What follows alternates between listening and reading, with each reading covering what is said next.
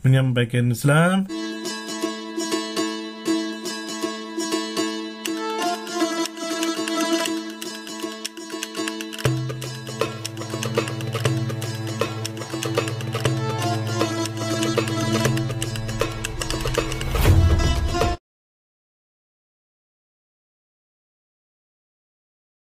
Bismillahirrahmanirrahim.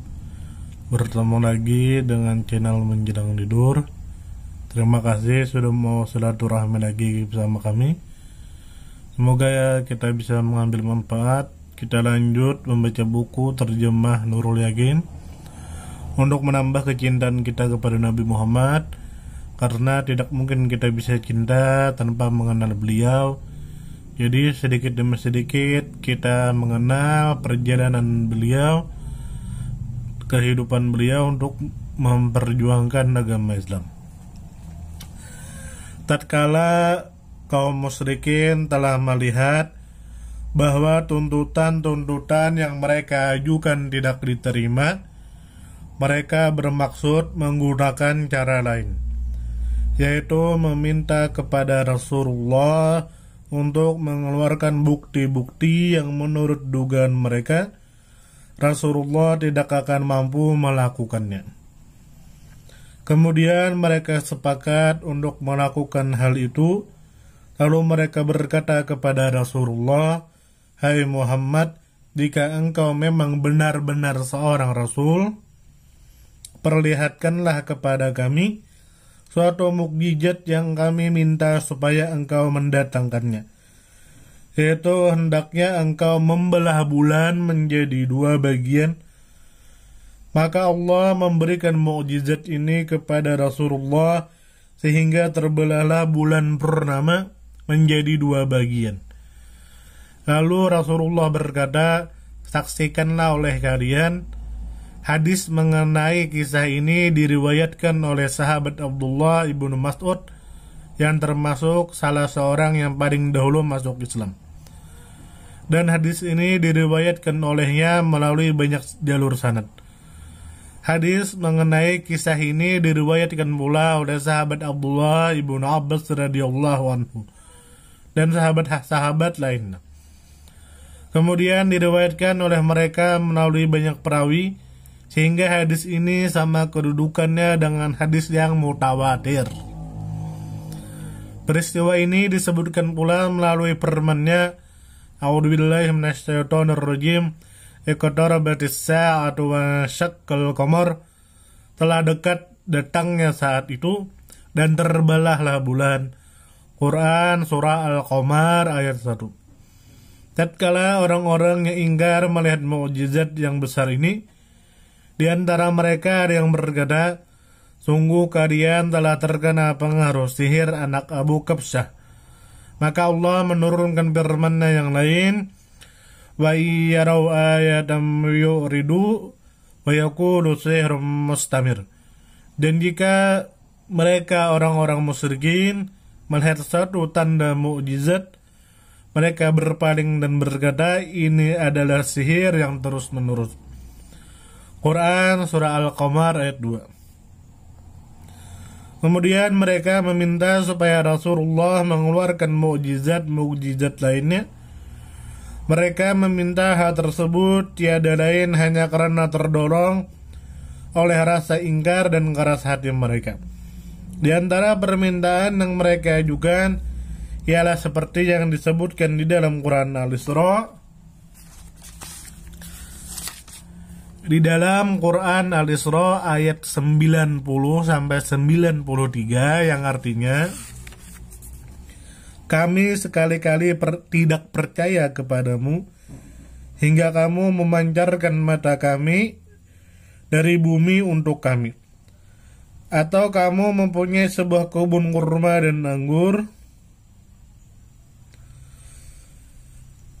lalu kamu alirkan sungai-sungai di celah-celah kebun yang deras airnya, atau kamu jatuhkan langit berkeping-keping atas kami sebagaimana kamu katakan, atau kamu datangkan Allah dan malaikat-malaikat berhadapan muka dengan kami, atau kamu mempunyai sebuah rumah dari emas atau kamu naik ke langit, dan kami sekali-kali tidak akan mempercayai kenaikanmu itu, hingga kamu turunkan atas kami sebuah kitab yang kami baca. Quran Surah Al-Isra ayat 90-93.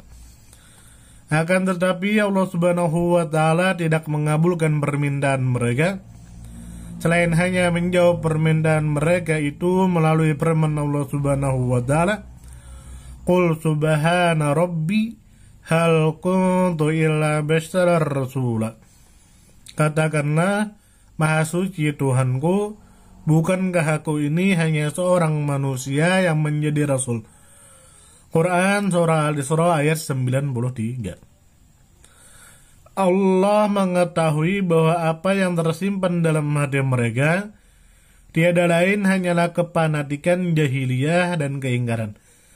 Sekalipun didatangkan kepada mereka mukjizat-mukjizat yang jelas, tetapi mereka tetap tidak mau beriman kepada Nabi Muhammad dan kepada Allah Subhanahu wa Ta'ala. Sampai di sini semoga bisa kita ambil manfaat dan kita ambil pelajaran yang intinya orang yang tidak menerima kita dari awal, tidak suka dengan kita, maka sangat sulit bagi mereka untuk percaya kepada kita sekalipun kita membuktikan kepada mereka tentang kebenaran kita. Jadi pesan di sini untuk para kiai, para ustadz, para pendakwah, para dai dan lain sebagainya, perlu diingat kita semua hanya sebagai penyampai ajaran Rasulullah, kita hanya menyampaikan. Adapun untuk mereka menerima atau tidak, itu bukan tanggung jawab kita, karena kita hanya menyampaikan. Dan juga untuk mereka percaya kepada kita, itu bukan urusan kita, karena bagaimanapun kita berusaha, jika dari awal mereka sudah tidak percaya dengan kita dan tidak mau menerima apa yang kita sampaikan, maka sangat sulit untuk membuat mereka percaya kepada kita. Jadi apa yang harus kita lakukan? Tetap jalankan dakwah, katakan di hati, aku berdakwah karena Allah Ta'ala dan sebagai menyampaikan agama Islam. Dan juga setelah kita berdakwah, kita berdoa kepada Allah. Setelah kita berdoa, lalu kita serahkan hasilnya kepada Allah. Sampai di sini semoga kita bisa ambil manfaat. Kiai, ustadz, anak muda, pendakwah dan lain sebagainya, jangan sakit hati jika apa yang kita sampaikan tidak diterima oleh orang. Jangan sakit hati jika dakwah kita tidak diterima oleh orang. Jangan sakit hati jika kita ditolak oleh orang, karena kita hanya menyampaikan. Dan juga perlu diingat bagaimana perjuangan Nabi Muhammad dalam menyampaikan agama Islam, sampai-sampai beliau mau dibunuh, beliau dilempar dengan kotoran, beliau dan disakiti dan lain sebagainya. Jadi perlu diingat bagi para pendakwah, jangan mau enaknya saja, tapi ketika dapat susahnya tidak menerima. Jadi kita ambil pelajaran dari apa yang sudah kita dengar dari perjuangan Nabi Muhammad menyampaikan Islam. Bahkan keluarga beliau sendiri ada yang tidak menerima beliau, apalagi kita. Nah, jadi kita sadari diri kita, jangan bersedih hati, jangan berkecil hati, jangan patah semangat, tetap berdakwah, sampaikan ilmu. Tapi perlu diingat, kita hanya menyampaikan. Jika tidak diterima oleh orang, maka jangan sakit hati. Kita serahkan kepada Allah, kita berdoa. Wassalamualaikum warahmatullahi wabarakatuh.